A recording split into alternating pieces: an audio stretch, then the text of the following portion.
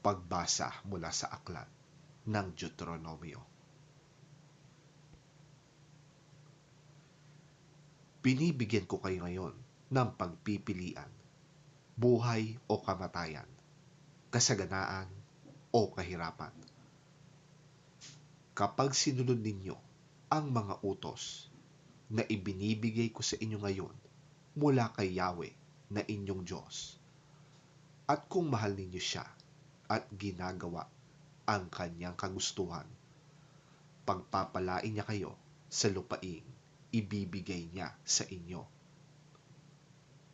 Bibigyan niya kayo ng mahabang buhay at gagawing isang malaking bansa.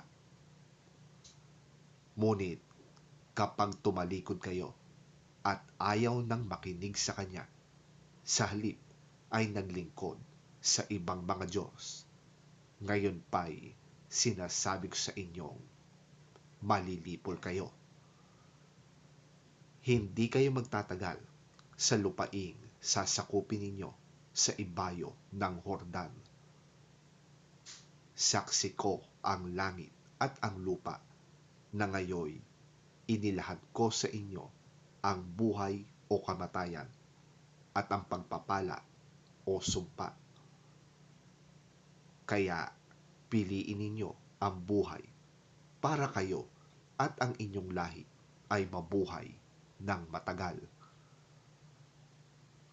Ibigin ninyo si Yahweh, sundin siya at manatiling tapat sa kanya upang kayo at ang inyong salinlahi ay mabuhay ng matagal sa lupaing ipinangako niya sa ninuno ninyong sina Abraham, Isaac at Jacob.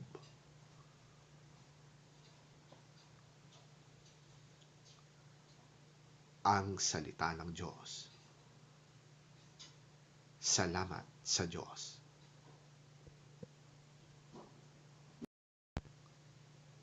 Ang mabuting balita ng Panginoon ayon kay San Lucas. Papuri sa iyo, Panginoon. Sinabi pa niya sa kanila, ang anak ng tao'y dapat magdanas ng matinding hirap. Itatakwil siya ng mga pinuno ng bayan, ng mga punong pari, at ng mga tagapagturo ng kautusan. Siya ay ipapapatay nila, ngunit sa ikatlong araw ay muli siyang bubuhayin ng Diyos. At sinabi niya sa kanilang lahat, ang sino mang nagnanais sumunod sa akin ay kinakailangang itakwil niya ang kanyang sarili, pasanin araw-araw ang kanyang krus, at sumunod sa akin. Ang naghahangad na magligtas ng kanyang buhay ay mawawalan nito. Ngunit ang mawalan ng kanyang buhay alang-alang sa akin ay magkakamit nito. Ano nga ang mapapala ng tao, makamtan man niya ang buong daigdig, kung ang mapapahamak naman ay ang kanyang sarili.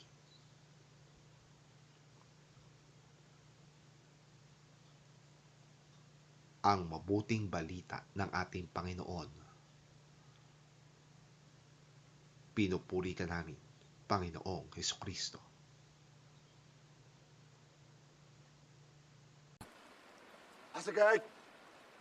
And he said, the Son of Man must suffer many things, and be rejected by the elders, the chief priests, and the teachers of the law, and he must be killed,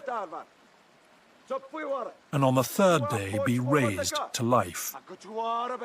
Then he said to them all, whoever wants to be my disciple must deny themselves and take up their cross daily and follow me. For whoever wants to save their life will lose it, but whoever loses their life for me will save it. What good is it for someone to gain the whole world and yet lose or forfeit their very self?